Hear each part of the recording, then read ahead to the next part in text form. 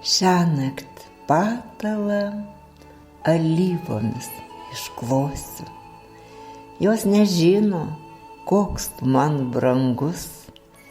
Jų šakelėmis abu apjuosiu, nusimetus drabužius visus. O vėliau nors tvanas ir saldumas nuodėmės gegužės vidury, virpa laimės prisigėręs kūnas nuo alyvų kvapo kambary. Drąsiai paslapties keliu nubėgu, drėksta patalas nuo mūsų sueities, lyg konvulsijos nakties be miego, laumžirgiais nusėda ant žolės. Rytą lyg žemčiugai blyksi rasos, mes išbėgsim nusiprausti basi. Tik gegužę naktis tokios drąsios, kvepiančiam alyvom kambary.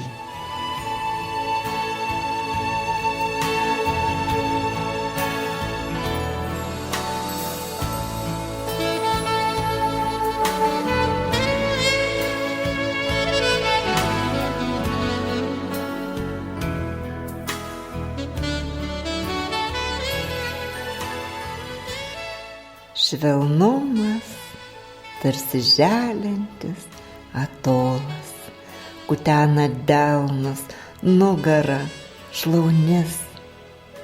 Aš taip ilgai buvau nuo to nutolus, kol glostydavai tik tai akimis. Mačiau jose beklaidžiojantį geismą, sekiojantį nueinant iš paskos. Ir laukianti, kada pražydė vyksvos mus nuo pasaulio ir žmonių užstos. Žvelgiu dangun, ten debesėliai mylis, visai kaip žemėj, tik kur kas drąsiau. Kodėl tie žodžiai buvo tokie tylus, kad tik po tiekos metų išgirdau?